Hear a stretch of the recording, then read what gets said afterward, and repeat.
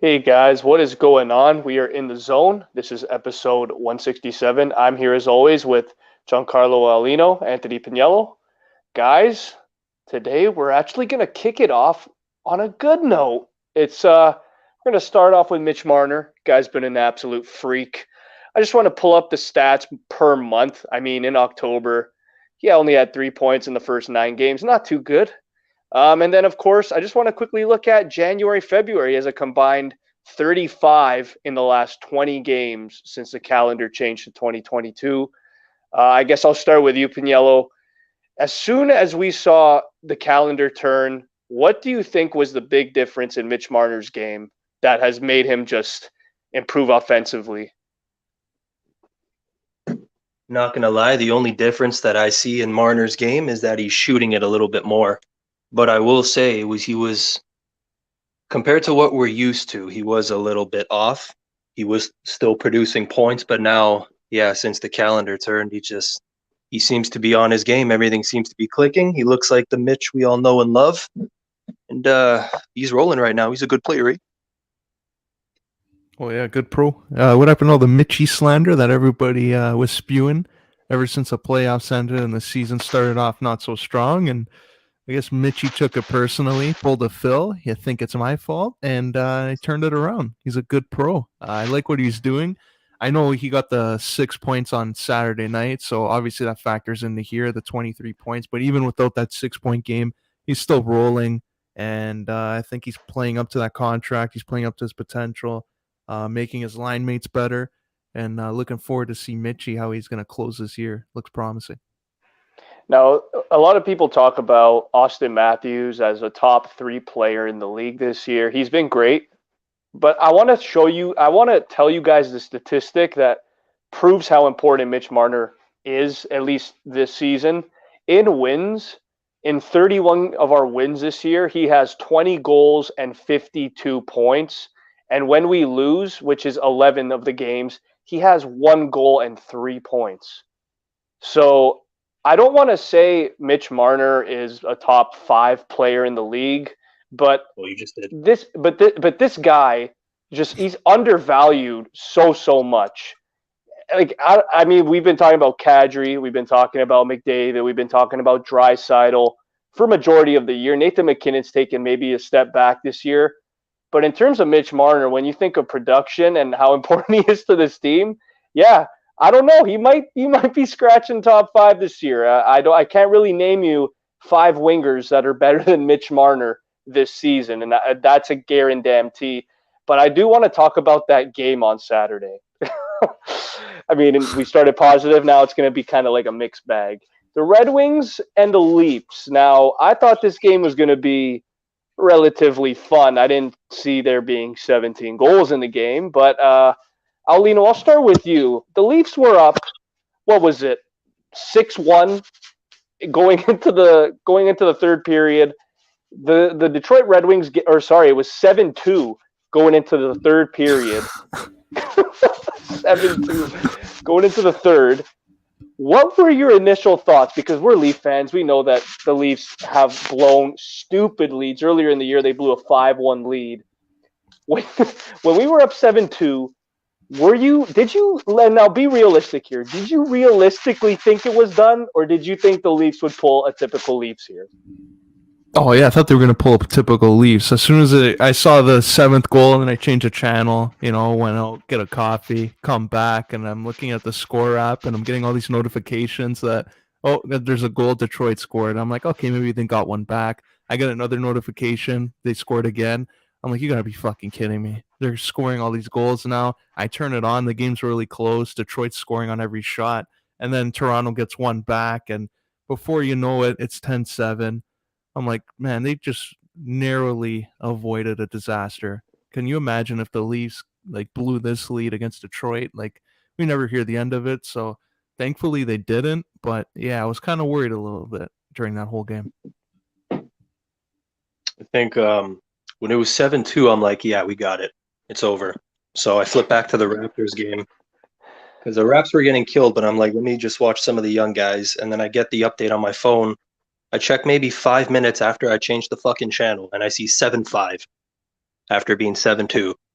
So I'm like, all right, guess we don't have it in the fucking bag. We got to go back to this bullshit and go back to the game. And the Red Wings are just all over us.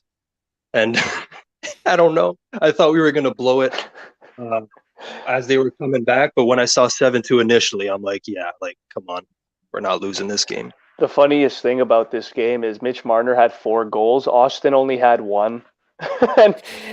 Basically our heroes in this game was David Kampf and Andre Kashe, because if Andre Kashe did not get that shorthanded goal in the third period, we might have blown it, and my cousin Steve might have had a heart attack. So I want to now transition to the goaltending that night.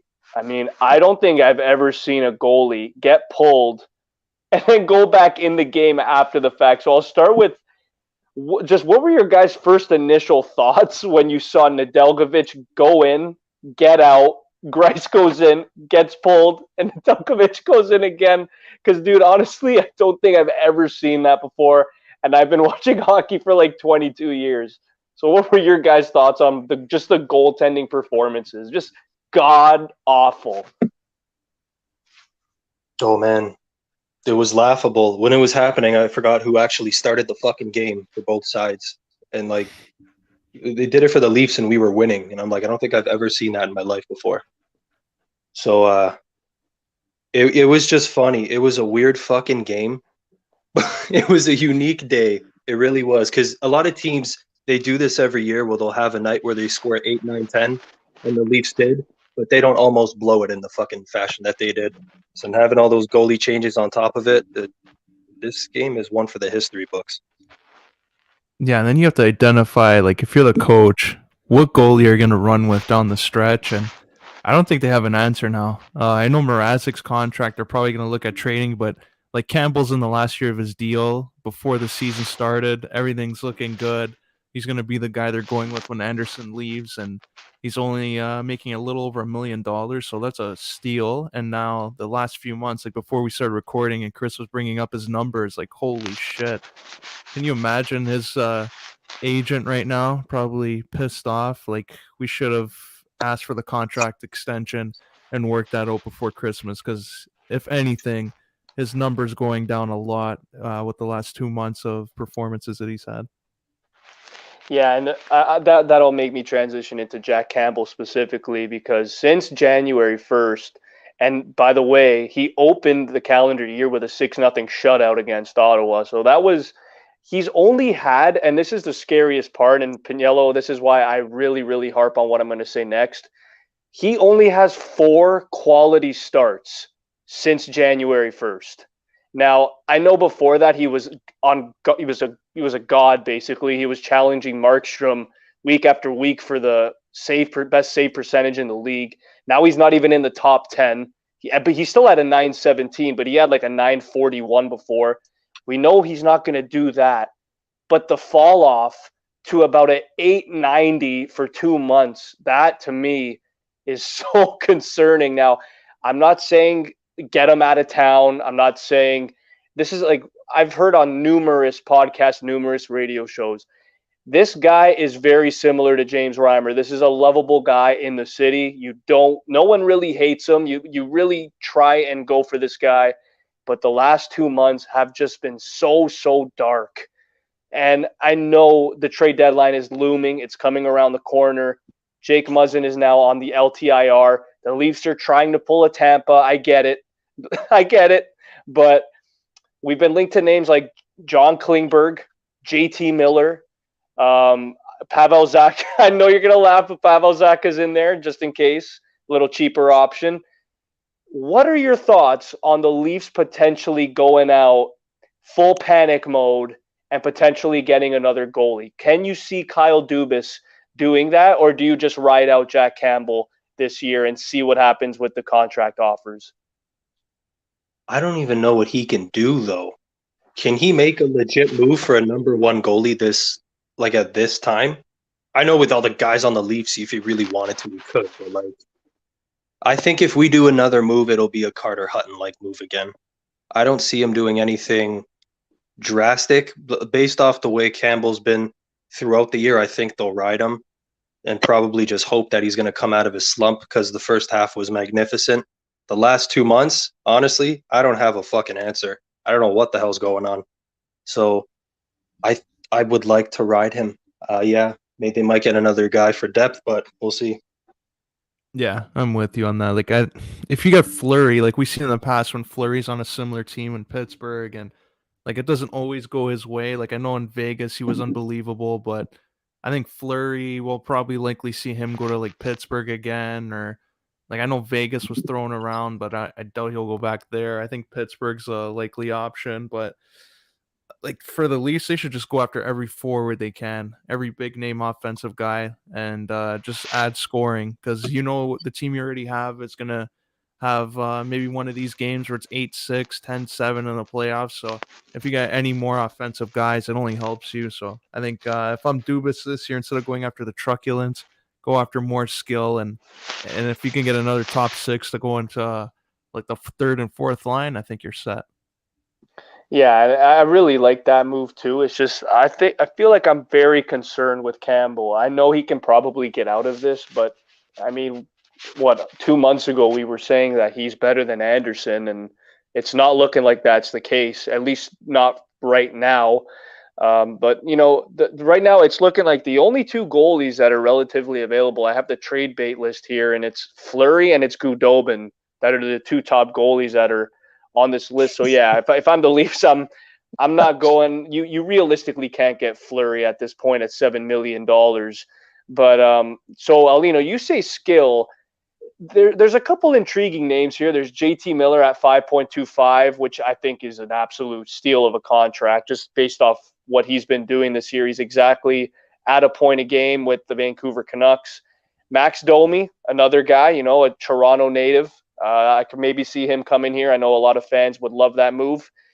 I vouch for this, but again, I'm looking at the cap and I don't see it happening. As a guy like a Claude Giroux or a Thomas Hertl, I would love to see those guys here, but yeah, that's probably not happening.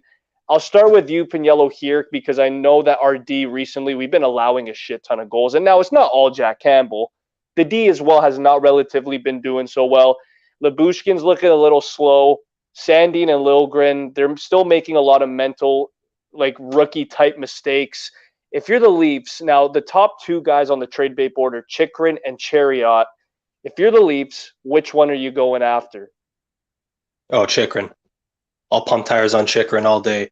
Even if they want way more than expected for a guy like that. Man, picture him on the Leafs. He wouldn't have to play on the top line. He can have his own unit on the second. He would get a ton of the PK time.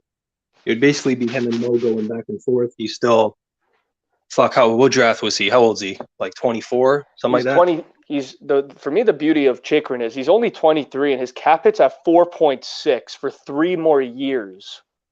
Yeah. Yeah, like I think when he had, the 17 goals in Arizona, everyone kind of, kind of got their, I don't know what they were expecting. They're like, oh, he's going to get 20 next year. And like, he plays for the fucking Coyotes. Relax. They average 2.3 goals per game. So him as a player, he's solid. He's only going to get better. I'm kind of surprised the Coyotes want to move on from him. I thought he'd be literally the one guy they'd want to keep. But, between the two, I would definitely go for Chychrun there. Yeah, that's a tough one, because like for defensemen, they have Morgan Riley, similar type of role, but Chychrun could add offense. But like they're gonna probably ask, like, we want Robertson, we want like a few draft picks in there, another high end prospect. So you might take away too much, like depending on what the asking price is, like who else they would want from the roster to even out the money. But like looking at maybe even backup goalies, maybe Jonathan Quick would be another one. Him and Campbell bring that tandem back from LA. Quick's playing pretty good this year, having a nice bounce back year. He's not going to want so much money, so like Quick would be one I would maybe target. Ask LA who they would want, but yeah, like if you're going to Coyotes, you know where I'm going. I want Phil. Like, we'll fucking wire some money under the table to finance that new university parking lot. Get some top of the line amenities in there. Nice little treadmills and towels and performance centers in that university. to bring Phil back. But Chikrin, I think he would be good in the summer at the draft type of thing. Even Domi, Domi would be good. It's just you're probably better off signing him cheaper in July. Can reunite that line with Mitchie, with the London Knights connection. So Domi would be another one too. I don't see the Kings trading Jonathan Quick just because of the resurrection of his play. I watched the game the other night. The guy looked like the 2013 Jonathan Quick. Like his whatever groin injuries he was battling, it looks like he's overcame that. It looks like he's healthy now. Because I remember, I think it was 2 years ago, I was saying that, what's his name? Is it Cal Peterson? I was going to say he was the starting goalie for the Kings in a really dark time. Now, dude, all of a sudden, they're in the playoffs.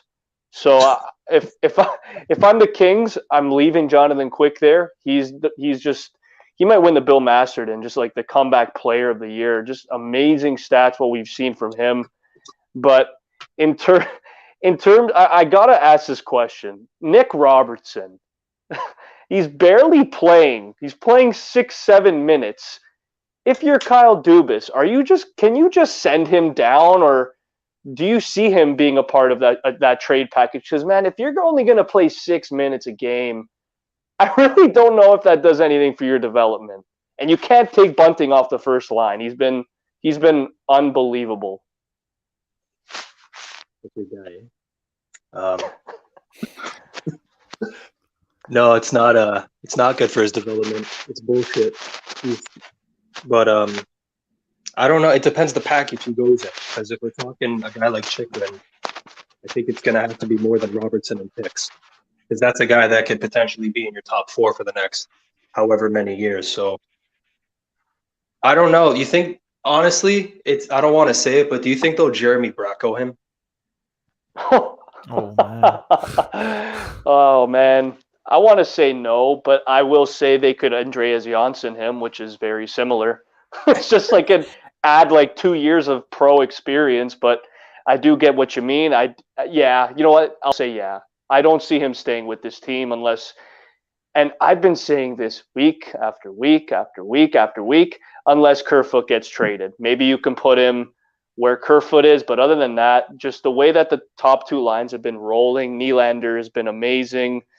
They've been flip-flopping Kerfoot and Engvall on the top 6 there on the second line for majority of the year.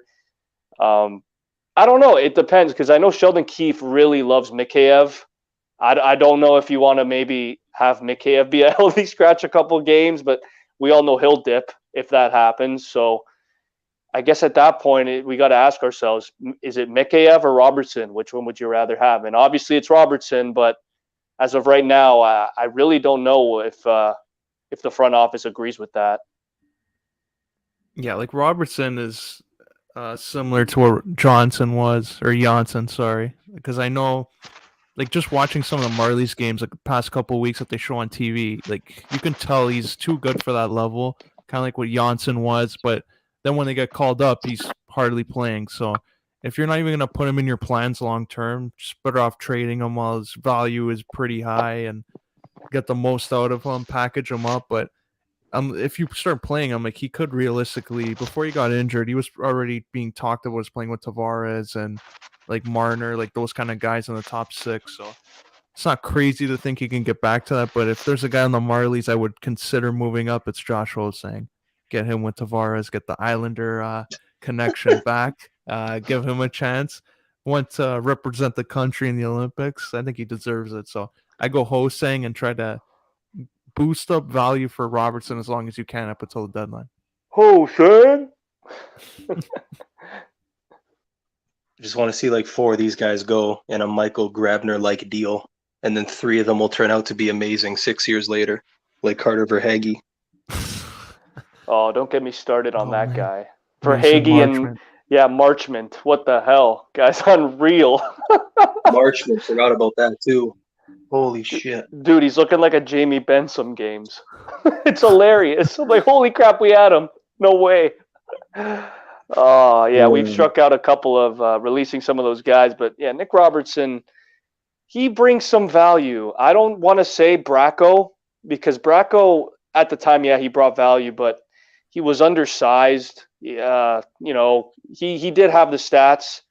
Robertson has the stats. I can see the similarity in terms of like stats in the AHL, but I think Robertson, what we saw 2 years ago when he was in the Columbus series, I think he can. I think he could bring it, man. I just think he hasn't had that opportunity yet. And if I'm Nick Robertson and maybe his agent, I know he had a setback in October when he broke his leg. Or I think it was last year he broke his leg. I don't remember when, but it set him back quite a bit. Now, I don't know if Dubas wants to be patient because we all know the Leafs are not patient. We've been trading first-round picks for years now. I really don't know what you want there, but yeah, I guess Robertson would have to be a part of the Chychrun deal. I can see that being a perfect scenario for both guys. Chychrun coming here, becoming a nice second option behind Riley, and then you have Robertson. Go crazy. Go play with Barrett, Hayden, and Keller on the top line, and just go from there. But moving on, I want to quickly talk more about the NHL. I want to talk about Patrick Laine. This guy has been on a freaking tear recently. And I want to say a year ago, I was saying, dumbass me, I was saying that Nikolai Ehlers is potentially better than Laine. And you could probably still argue that. But I'll start with Pagniello. I know you love I know you love Winnipeg's Ehlers. Yeah, I know you love Patrick Laine. Are you surprised with how great Patrick Laine's been lately, or did you think he was just hiding this for a couple of years? I don't know if he was hiding it. I think he just has trouble bringing it out on a consistent basis. You guys remember when the fucking trade went down? Chris and Aulino, you're like, yeah, we expected this to happen. And I was fucking baffled. I could not believe it. Like, Laine's fucking amazing. He's got that type of talent in him where he could get 40, 50 consistently. He's just got to try to unlock it. I'm not saying this is the next coming of him, but you see flashes of it, and he's got a shot in Columbus now. He's clearly their fucking most important player, along with Werenski. But, yeah, I think it'll continue to come in stretches. He's that type of streaky player. It's up and down, but the talent's there, man. It's never going to go away. He could fucking rip it with the best of them. Yeah, I think like he's what Panarin was all those years ago. Comes in and just look at this dangle by Patrick Laine. Good Lord, going in. And boom. Good old New Jersey. Through the legs. I don't know what player that was he put it through, but they're probably going to see some bench after that. But yeah, Patrick Laine, he remember that first year he had. He was being talked about with Ovechkin as a guy that could be the next great goal scorer. So, like, he does have flashes of it, like Pagniello said. Like, it's just bringing it out consistently. But if Columbus can be more consistent, get a playmaker that can feed him the puck all the time, it's not crazy to think he can't average 40 to 50 every year. Yeah, and the crazy thing with me is as soon as he gets his confidence going and he starts shooting the puck, because the last 2 months he's averaging about 3 shots a game, whereas I think last year or 2 years ago it was down to 1.8. He just wasn't engaged at all. I think it was a change of scenery too, going from Winnipeg, being the poster boy in Winnipeg, to going to Columbus where they just got rid of quite a bit there. And like I remember Columbus when the famous Aulino sweep, when they swept the Lightning, they had Panarin, Duchesne, Bobrovsky, they had all those guys, and they got rid of all of them. And now Laine's supposed to be the poster boy there. And at first, a couple guys were a little worried, like, oh, Laine's going to get traded. Like, he's going to be here 1 year. It's already been 2 years, and it looks like he's finally found his mojo. He had 9 goals in 10 games in February. If I'm that division, and I know Pagniello, I specifically said before the pod, if I'm Washington and the slump they've been in, I know they're not worse than Columbus. But it's just the timing of the schedule. Columbus has been red hot. Their goaltender, Merzlikins, is finally healthy now. Do you guys see Columbus, if Laine continues to produce like that, do you see them squeaking in somehow, maybe getting rid of a Washington or Boston, or do you think that's just not a possibility at this point? You want that one? Yeah, I don't see it. Like, I know they've improved, and their goalies, obviously we saw with the Leafs what they did to them. Like Elvis, too, is another one, another stud there. But I just think they're another year away from, like, really making that kind of jump in playoff production. But I think it's maybe one playmaker. If they can get a playmaker at the deadline, like someone that can come in and play with Lainey and get the best out of them, then maybe. But right now, I just don't see it. Also, like Columbus has a ton of fucking injuries. It's Yeah. another thing. Like Werenski's been out for a little while. Korpisalo's been on the shelf a bit. Boigfist is in and out of the lineup. I'll say no, just because there is still a little bit of a gap. They did fight back because they were kind of out of it before. But yeah, there's like 30 games left or so. So like they would, I feel like they'd have to win like 22 out of the 30 games just to get in. And with Washington and Boston, they'd have to lose a good chunk too. So kudos for them for not giving up. I like everyone on this team. Everyone's solid. They're just I don't think they're quite there yet. Okay, yeah, that's fair. I mean, I wanna say if they do make it, that's the narrative of the year for sure. Just the resurrection of Line. Just you see his mojo. When he's on, oh my god, man, he's a problem. Like another guy that is kind of similar. The results are not coming as quick, but Jack Hughes recently, holy shit, man, he's looking like a problem. And I'll start with you, Alino. I know you're not as well known with Jack Hughes, but I've seen the last couple Devils games, and this guy, man, he has been a flat out problem in terms of 5-on-5. This guy is probably a top 10 player when you think of scoring and the offensive chances he creates for that low scoring Devils team. Can you imagine if he had a line mate like a Thomas Hertl? I really don't know what the Devils could be, but Nico Heischer's production has gone up because specifically of Jack Hughes. I'll ask you first, Aulino. What do you see Jack Hughes being in the next couple of years? Do you see him being a perennial superstar? Do you see him being just a pretty good first liner? What do you see from that youngster, Jack Hughes? I think he could be both. It's just gonna come down to also who he plays with. Like, I think a good comparable, maybe a Barzal, like someone like that, come in and get a lot of points, but you're not gonna be like considered top 5 in the league, but you're still gonna be among the best playmakers. So, like, I think you should look at that as an example. Braden Point's another one that comes to mind, like with like skill, like something like that, where if Hughes has the right surroundings, like I like the Hurdle trade if he comes in, but you would have to think they'll probably want Heischer to go back to San Jose if they want to rebuild. But Oh, other fuck than that. that, yeah, like other than that, I don't see him being a top 5 player. But obviously, it could change. It's just gonna come down to who he plays with in the future. For the next couple years, I think he'll just keep doing his thing. I like the Matt Barzal comparison. I'm on par with that. I feel like Hughes can probably shoot it a little better. Maybe over that's just me projecting. We'll see. Might be more of a goal scorer, but I like Jack. He's coming into his own this year. I don't think really anyone expected much out of the Devils. As long as Hughes and Heischer can stay healthy pretty much the whole year and see what they can do, I think that's what everyone was expecting for a Devils fan. But you got to think long term with this team. Those are the two pillars for the future. Jack Hughes is showing why he's the poster boy. And for the next couple of years, Chris, I'll say in like the 65 to 75 range with potential for more. Yeah, because right now he's at 39, 34, very small sample size. You know, he dislocated his shoulder. He was out 6 to 8 weeks early in the year. But Aulino, I don't think they're ever going to trade Heischer. I don't see that happening. That would be like a Tyrese Halliburton.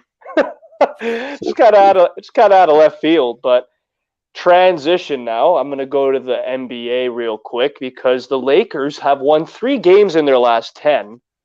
You have Lakers players yelling at fans, calling them, names and shit. Trevor Ariza, man, I don't know what's his deal. He's calling fans bitches and shit. I don't know what's going on there, but that loss to the Pelicans was flat out ugly. They lost by 28 points. LeBron James didn't look good. Westbrook didn't look good. They just had that game was so bad that they released DeAndre Jordan after that game. I know they're in the play-in round right now, but do they realistically have a shot of not making the playoffs? Oh man, I want to say yeah. I think they will stay in, but realistically, they could miss because Yeah, like the NHL, like they're about halfway through, a little more. They're a little more through on now. Yeah, because the Pelicans have been rolling in. Honestly, the fucking Trailblazers. Everyone over there is motivated. They're young. No one really. They're kind of they're definitely blowing it up. They're not kind of doing anything. No, they're young guys. They got something to prove. So they're all playing their fucking hearts out. And with the Lakers, I mean, they're all tied in points right now. It's kind of now or never. So it looks really fucking stupid if they fall out. But realistically, when you look at the standings and how everyone's playing, they definitely could. Oh yeah, I don't see them making the playoffs this year, and it's gonna be interesting to see how they spin it all in the media, who they blame, and obviously Westbrook's gonna be the guy that comes to mind. He's gonna be the scapegoat in all this.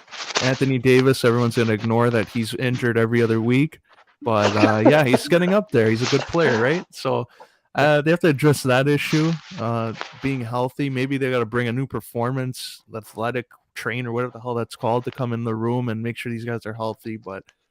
Yeah, Westbrook's going to probably take all the blame, and he is making, I think, $47 million next year. So, Jesus. Yeah, it's not going to look good. Like, I don't even know who you can trade Westbrook for. You would just have to buy him out, I think, like straight up. Like, how do you even package that trade or package him in a trade and expect to get like someone valuable in return? Well, it's hilarious because when we did the trade deadline podcast video, apparently the Lakers actually went out and offered Westbrook for Wall, and apparently the Wizards also wanted a first for that. So that's how bad Russell Westbrook's contract is. $47 million. I agree with you, Aulino. I don't see anybody like genuinely looking at Westbrook's contract and saying, "I want that on my cap." Like nobody is doing that. Unless maybe you're, who I'm going to say, the freaking owner on the Knicks, because he does not know what the hell he's doing. He never has. But the Pelicans, I agree with Pagniello. The Pelicans, even though they're in 10th place, they're not a 10th place team. They're not playing like a 10th place team. McCollum is looking rejuvenated.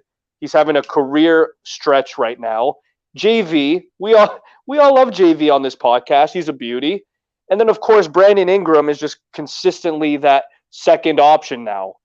And I mean, holy shit, Anthony Simons. That guy drains 5 threes a freaking game. Josh Hart is looking incredible. Nurkic, I think he just got hurt, but before that, averages of 15, 12, and 6. So Portland is hungry. The Pelicans are hungry. I don't see the same for the Lakers. They're yelling at their fans. There's a lot of excuses. Apparently, I don't know if it's true or not, but LeBron is going after Pelinka, wants him out. Now, I've heard so many baffling things on ESPN. I'll start with you, Pagniello, because I know you've watched the videos. Do you go full on emergency panic button? I gotta just get the hell out of here and trade Anthony Davis, or do you run with LeBron and AD for next year? Because as of right now, it's been a complete mixed bag, and I don't even know what to believe anymore with this franchise. With Davis, I mean, regardless of the player, I don't know. I would always I would listen, especially for Davis. I would listen on calls. I wouldn't actively be fucking trying to trade him, because if you actively if you go out saying Anthony Davis, yeah, we don't want him anymore, then clearly something's wrong. I know everyone knows he has injury issues, but if you just go on the record like that saying we don't want this guy, fuck, I don't know.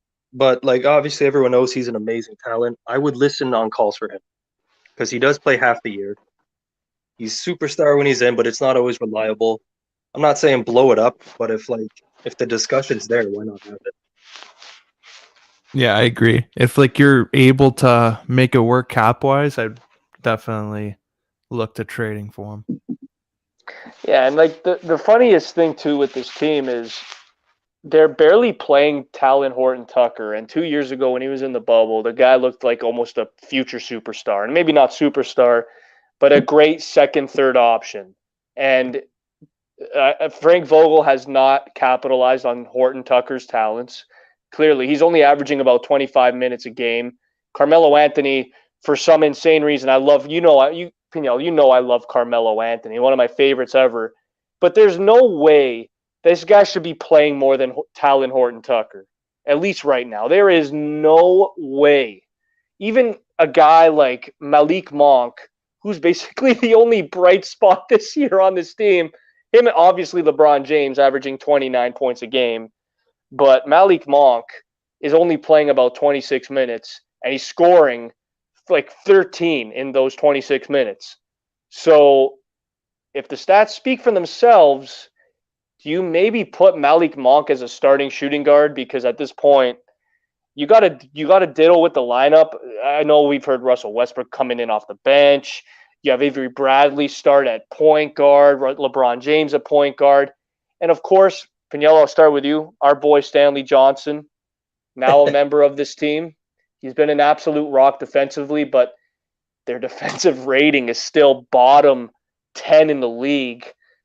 Just there's so many question marks with this team. I guess I'll start with Pagniello. Anthony Davis getting traded, is that more likely than not? Because ESPN has said, yeah, if I'm Pelinka, I'm trading him, no doubt about it. It's easier said than done, though, because I feel like AD is at a point. He's averaging 23. Last year, he averaged 21. Yes, he's barely played. He's played 37 games. Westbrook's played 60. Hasn't missed a game. But I feel like the potential is just, it's so big because what Paul George got in a trade, can you imagine what AD could get? Oh, man. Well, it should be much more. It definitely will be. He's got to get a good string of games going together, Davis, because how old's he now? 28? Maybe He's not 28. even? Yeah, he's 28. Yeah. He's right in the fucking middle of it. And, and you know how much I love Davis. Fuck, man. He's a superstar. It pisses me off that he plays half the year. But they could get a killing for him. I don't know. Yeah. Who would you think would be the one to go up there and offer a trade that would maybe convince him to leave the Lakers? Oh, man. It's tough. I want to say the Celtics. The Celtics have a good shot, but if you're the Celtics, do you really want to split up Brown and Tatum the way they've been playing this year? I really don't know. Fuck no. It's tough. Yeah, see, there you go. No, it's tough. How about you're gonna laugh? How about the Timberwolves? Oh man, they got assets. They got assets. Okay, D'Lo making a Lakers reunion. I think everybody wants that. Can't even keep. I gotta laugh. That's not happening. But yeah, in terms of AD, Aulino, I have no clue where he would go. But all I know is the package would have to be monumental. I think he either goes to the Bulls or walks as a free agent to the Bulls. Hometown team. Yeah, hometown DeMar. boy. Oh, man. Wait, so you have Vucevic in the 5, Davis in the 4? Good luck.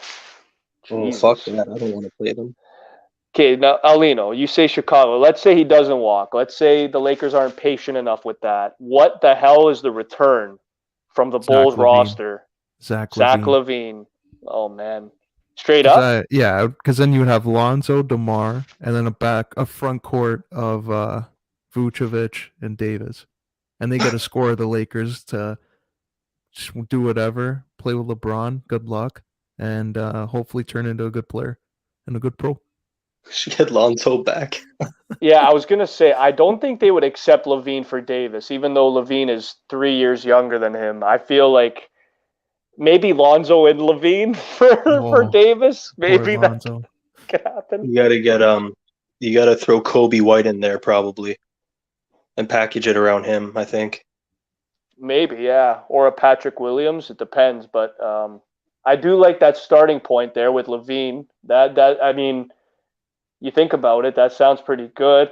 If they really wanted to switch it up, would you trade an AD to maybe Phoenix? Oh shit. Oh, for Aiden? Maybe like Aiden, Bridges, a first, something like that. I think I would need Aiden back. Yeah, that's risky because Phoenix already beat the Lakers with AD and they had Aiden on the team, so it's like they know how to beat the Lakers and they're basically saying, yeah, we want to beat the Lakers now and lose to DeAndre Aiden. It's just such a gamble, these types of moves. I know, but the thing is, we have to start talking about it because they're not seeing results at all, at all. So, At all. I mean, I said it, like I thought they would be a top five team, no doubt about it, and it just has not worked out. Ball, like you get rid of Lonzo Ball, you get rid of Alex Caruso. Those are one of the two top defensive point guards in the Eastern Conference, no doubt about it. They've elevated Chicago, them two, and DeRozan specifically this year. We all know what Vooch and Levine bring to that team, but we did not know that DeRozan would do this. We did not know that Caruso would be that important off the bench. But yeah, man, it's not looking good in LA. I had to bring it up to start basketball, but now we're going to go to the Raps. They came back from the All-Star break, and they looked absolutely awful. I'll start with the Charlotte game. They lost by 28. Or sorry, they lost by 32. And then against the Hawks, they lost by 27. I was texting you guys. I think I was texting Pagniello throughout the game. Like, just Siakam, oh my God. I don't know what was going on. His shots were not going in. Even in Atlanta, I know Malachi Flynn. I know Precious has gotten a lot more playing time with OG Anunoby out. But guys, I need to talk about one of the few bright spots in these last four games. It's Scottie Barnes, man. This guy is going to be a flat-out problem. When does it get to the point where Scottie Barnes is so freaking good that we have to forcefully probably trade Siakam or OG? Because what I saw in the last two games against Brooklyn, he could just flat-out dominate himself.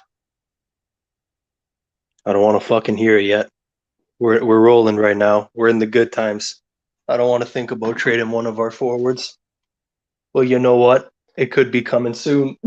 I wouldn't look at those Brooklyn games though and be like, that's the reason why. Because they were giving Scottie the matchups on like fucking Patty Mills, and he was just going to work on them. But yeah, when you do see him work, holy shit, you get like young Giannis vibes. Buddy taking 3-4 steps up the court and fucking dunking the ball, and he just does so much out there. He's such a raw talent. I think down the line, yeah, when they look to extend him, there could be some issues. But yeah, the day OG or Pascal or whatever the fuck they do leave, it's gonna mess the team up a little. Yeah, I wouldn't trade them at all. Keep it in the luxury tax. Keep it as long as you could, and hopefully you never have to trade them. But unless it's like a move where like someone's gonna offer you something that's gonna improve, like an MVP caliber player for both of them, then I would consider it. But yeah, I think everyone knows that Scottie Barnes is eventually gonna take over and be the leader of this team. So it's inevitable. Kind of like when Siakam emerged with Kawhi and Van Vliet started coming up under Lowry. Like they'll have their time, but stretch it out a little bit once they're in their mid-30s. You know, the best part about all of this is that they don't even run plays for Scottie at all. They really don't pass him the fucking ball. No, they don't. Gary Trent takes 14, 15 shots a game. Van Vliet takes about 18. Siakam takes about 18. Yeah, you're right. They don't really run a lot of plays for Scottie, and he's still averaging 15 points a game. To me, he's rookie of the year right now. I don't want to pump his tires too much, but as of right now, I think Scottie Barnes is the 1A, Mobley's the 1B, and Cade is third, and Franz Wagner's probably fourth. But other than that, Scottie Barnes, man, his ceiling, oh my God. I really don't know where it is because I think he's going to break the ceiling. I have so much hope for this guy. Now, I want to talk about Van Vliet because his knee, I don't know what's going on, man. He's been out for – it's been lingering, I feel like, for a year. I feel like he hasn't really taken care of this injury. He's still averaging career numbers in 21.4 points per game, but if you're the Raptors come maybe April, maybe later on in the month, and you don't really see him getting the numbers and maybe becoming 100% healthy, are you getting a little worried going into the playoffs, or do you think they're just going to maybe have him suck it up, go hard, and then maybe do it in the offseason? Because, man, I don't know. This knee injury, I feel like it's been lingering for too long. I'll say, yeah, I'd probably be worried. I mean, obviously you want him to rest up and get better, but with the team that we have constructed and given who we're going to play, we need Fred VanVleet at 100%. And we need Pascal at 100 and OG and all those guys. We need them to be going. So if we go into the playoffs and Fred's not there, let's say, worst case scenario, as much as I love Malachi Flynn and maybe they'll put Scottie B in the point guard sometimes, it's a big fucking shot. So, yeah, I love Fred. They need him. So, yeah, a little worried.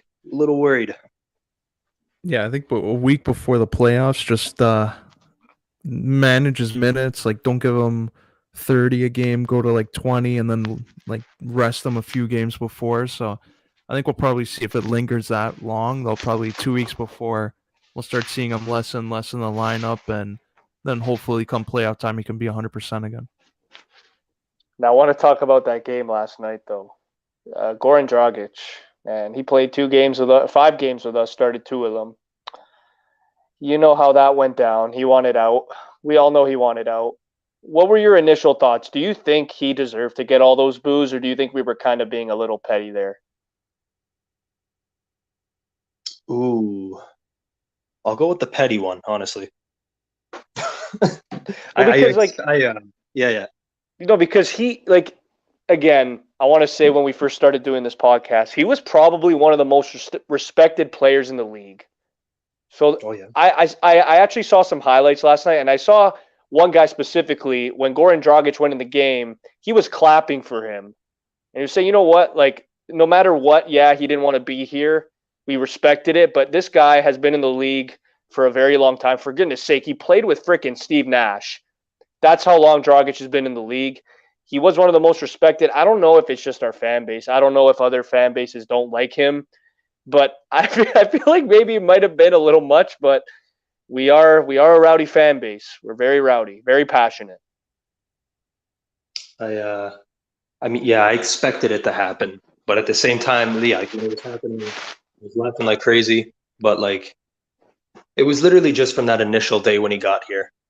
I don't know if things were taken out of context. I don't even remember what he said exactly. But when you look at where the Raptors were going into this season, and for him to come over here, like, I'm not really mad at him. He's 35 years old. He probably wants to win a fucking championship. Like, the Raptors are a little better than expected than everyone was thinking, but, you know, it is what it is. But for the fans to boo him like that, it was kind of funny. It's a little petty, but I saw it coming. Yeah. Yeah, it's kind of petty. Like, poor guy, he's at the end of his career. Like, I'm sure when he got traded, I didn't think anybody considered the Raptors a contender. So it's understandable. Maybe he could have handled it differently. And, like, it's different from Kawhi because Kawhi's in his prime when he came here, and they were expected to get over the hump with him in the lineup. With Dragic, it's like, yeah, be a mentor. I don't think he was down with that. Maybe he should have said, yeah, I'll play like 10 games, 15 games, and after that, before the holidays, if you can buy me out, that would be nice. And we can go our separate ways. But I think the way they handled it all didn't do him any justice. I could have handled it differently, and I think he would have been better received. But yeah, I think he saw it coming. Like, I don't think it'll be like a 5-game thing. Like, every time he comes to Toronto, he'll get booed. I think it's just one of those things. He's part of the history. Like, played a few games, didn't work out, and he left. I low-key, though, Chris, I don't know about you, I low-key didn't want him to leave. I knew everyone kind of expected it just because. Didn't want him to leave. Nope. Look at our team. Our team is beautifully constructed. We're set up for the future. I think we have an idea of what we're going to be. But, like, there's no fucking veterans here. There's not one 30-year-old. So, yeah, come playoff time, even if he's playing fucking 12 minutes a game, you can use a guy like the Dragon on the fucking bench there. Yeah, and I'll quickly end the Raptor talk with these two guys because they've been battling for minutes, and it's Precious Achiuwa and Chris Boucher. Boucher's averaging 20. Precious is averaging 23. Precious has actually started in 23 games this year. Boucher's only started in 8. Now, we saw last year what Boucher was able to do. Very limited minutes. He was a fantasy monster, but Precious Achiuwa, man, we get him in the Kyle Lowry trade, and he's looking like he could really play, and he was in the Rising Stars game. He looked great. If you're the Raptors, is it a foregone conclusion that, unfortunately, Slim Duck may be out of town now with Precious Achiuwa's recent play? I'll say yeah. And I don't even know if it's because of Achua. I just think it might be Boucher's time. Like, he's been here for a while. The guy just turned 30 years old, I think a few weeks ago. He's a good player. He's a player. He could play on a lot of teams in this league and contribute. But for us, I think Precious is 22 years old. Yeah, I like his game a lot. He probably fits in well, better with our system the way we're going. But like, you look at Boucher the last few years, he's really improved on his shot. Like, I can't imagine where he'd be if he didn't improve on his 3-point shot the last few years, honestly. So like, I fucking love Chris Boucher. But yeah, Precious might be the one going forward. Yeah, Precious, I think, has more upside right now. And like, I think if it's not this year, then next year we'll probably see more of like talk of Precious being the starter, coming in and getting more minutes. And because they probably have to make a decision there. Like, you can use a veteran. Like, they don't have any veterans. And I think that position, if you can move a Boucher and get that kind of player in there, I think it would make sense. So there's probably something we'll see go into the draft and free agency. Yeah, I mean, it's definitely interesting to monitor for sure. Boucher was a great story. He, like you mentioned, his 3-point shooting, even this year, it's gone down from last year. Last year was at about 36, this year 28. But it's going to be interesting. Our team is set up pretty nicely right now. The only position is the center spot, and Precious Achua can play that. He's 22 years old. Do you take the cheap option and keep him, or do we still come the summer? Do you see us still going out there and getting that big center? Because the market is getting pretty big for centers now. There's a lot of centers out there that maybe do want new scenery. What if Masai just fucking blew it up and traded for Davis?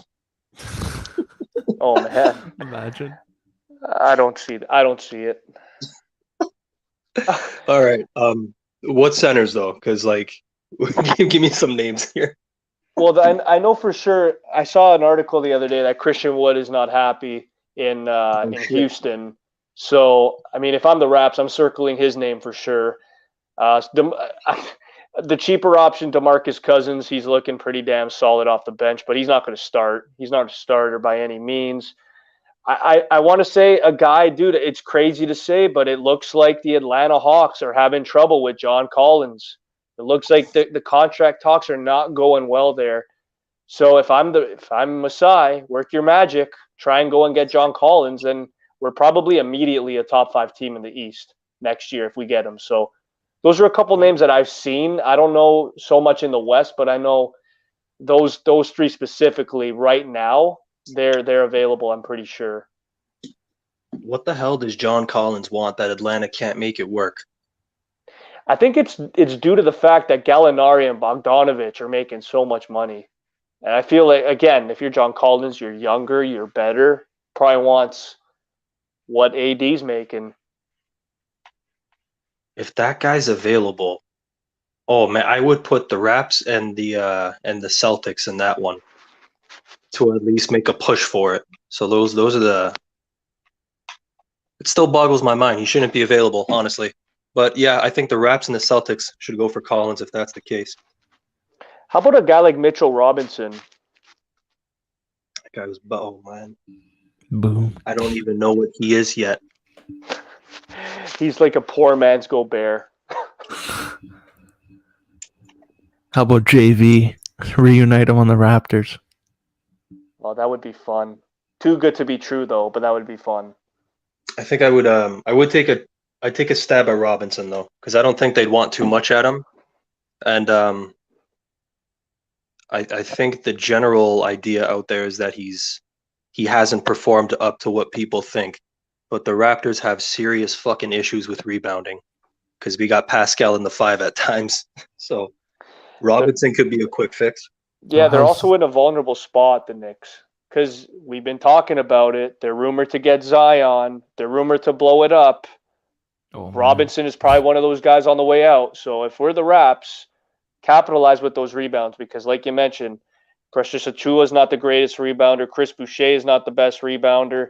We need more from them. Like Precious is only averaging like 6.5 rebounds. I think our best rebounder is Siakam at 8, but even there's some games Siakam can't get aboard some games. So yeah, We need that consistent rebounder, and I think Robinson would be solid for sure. If the go for it. Knicks like traded though, like, do they even have the cap to like match whatever it would take? Like, don't they have Campbell Walker's deal still on for the next couple of years? Well, the beautiful thing about the NBA is you can buy him out or you can trade him because he's already disgruntled. His contract is basically confirmed to be off the books next year. Now, I don't know what the hell they're doing with Cam Reddish. They're not playing him. If I'm the Knicks, honestly, I might be firing Tom Thibodeau. I'm not even going to lie, and I love Thibodeau. I love Thibs. What he's done. Derrick Rose ever since going down, holy shit. Team's been a train wreck. Julius Randle basically going from a savior in the city to now the freaking dark cloud giving the fans the thumbs down. This team is in a bad spot, man. That's why I do think they're going to blow it up regardless of the cap space or not. I think they're just going to take a chance, kind of like what Houston did. I just feel like they're going to take that. They're going to go that direction as soon as next year. Do you think there's any chance they fuck it up and they trade RJ Barrett, the one guy they're not supposed to trade? If Halliburton gets traded, I wouldn't be surprised if Barrett got traded.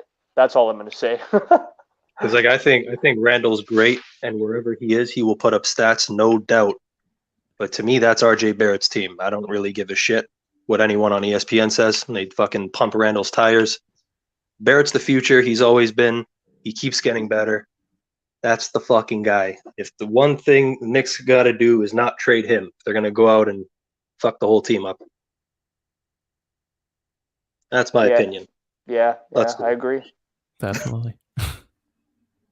Okay, I will end this podcast with one of the funniest segments I saw on Raw. I saw my buddy Edge. Last week he hinted that he wants to face a phenomenal opponent. And this week, he just loses his mind. His damn marbles. We see vintage Edge here.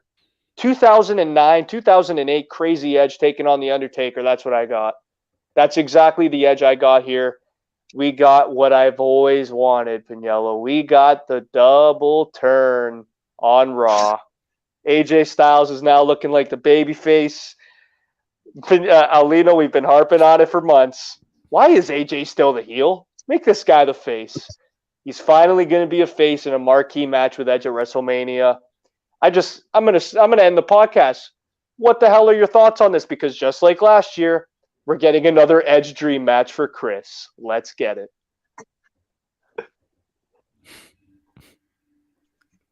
Yeah, man.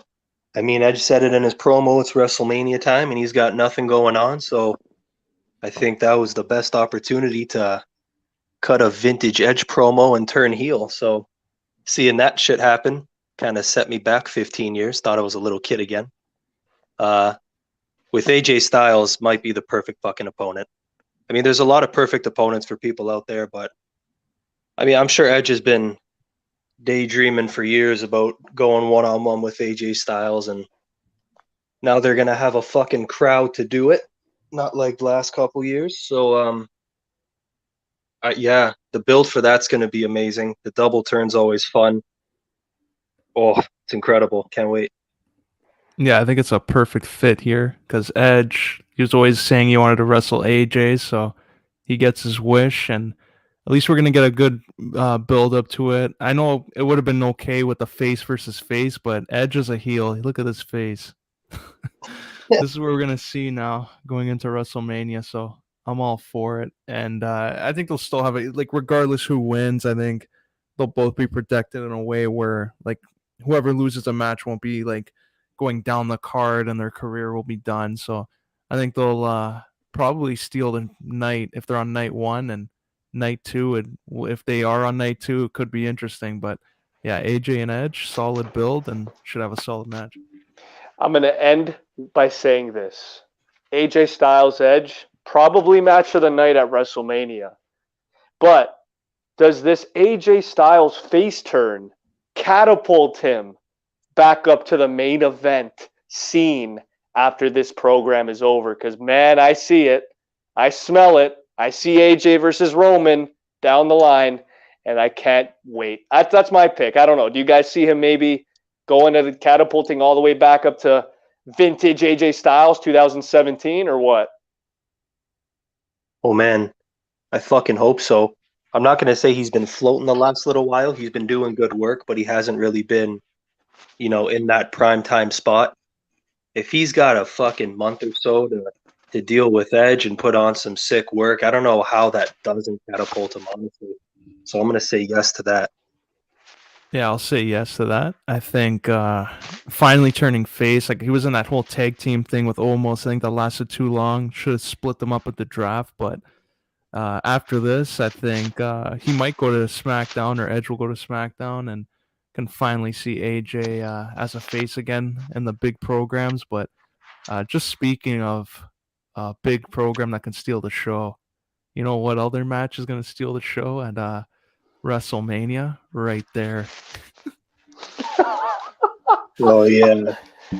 There it is. Last week, on Friday, before SmackDown, it was like all these reports coming out, like Pat McAfee, he's gonna maybe be in a program at WrestleMania, and then same day, they all say Vince McMahon is getting back in the ring, and link to Pat McAfee. How do you think this match is gonna go down? And I guess they're starting it tomorrow on his podcast, so he'll probably punch him in the face to set it up. But how do you think this match goes?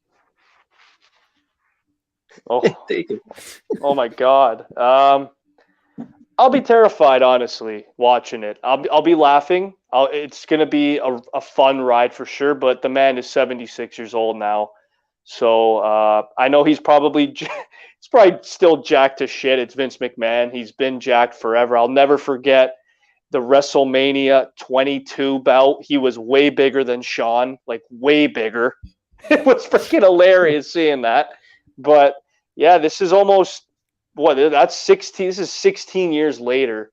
And the last time I remember him taking a bump, it was to Brock Lesnar, the F5, and pretty sure he got injured after that. He was out for quite a bit. So I know Pat McAfee has no experience. I hope he's really, really training hard here. But even if it is a botch fest, let's be honest, we're in it for the freaking laughs. It's Vincent Kennedy McMahon. Hey, you know what though? Pat had his stuff with Adam Cole before. That was good shit down in the fucking third brand. Woo. But yeah, this is gonna be a comedy special, but I want to see Austin Theory come out. And I just want to see him pick up Vince on his shoulders and fireworks going off, and both of them smiling ear to ear. With the do-rag on. like how Drew did it to Shane at Crown Jewel or whatever, like that. Oh my God. Do you think we'll see this actually go down, or like I don't even know where they can go after this thing's done? Like, does Austin Theory have to step in? Like, what are your expectations of where this leads to? All I know is Pat McAfee's winning. He's winning this. I don't mean he's winning the match. I just mean in general he's winning. Like he's getting the attention. He's getting the spotlight. Sharing a ring with Vince at Mania, the guy that built it. Like that's huge for Pat McAfee. It's great for him. He's been great at his job. Doing his podcast, doing all the little work, and we don't understand how hard that guy works. I guess traveling everywhere just to make content. So Pat McAfee's a true legend. For him to get in the spot, whether he's facing Vince, whether he's facing Theory, whether he's facing both, I really don't know. But I'll say Vince wins the match. But yeah, overall, Pat McAfee, the true winner here. I feel like Vince just loves Pat so much, so he's like, fuck it. I want to do a program with him. I don't care how we get there. I don't care what we do after. I just want to work with this guy. Because the fact that Pat McAfee got Brock Lesnar to do a fucking 1 hour podcast, I never thought I'd see Brock Lesnar on any podcast. He must be a pretty likable guy backstage. I don't know anyone that dislikes Pat McAfee. So, I honestly don't care who wins or loses. Like this whole situation is hilarious.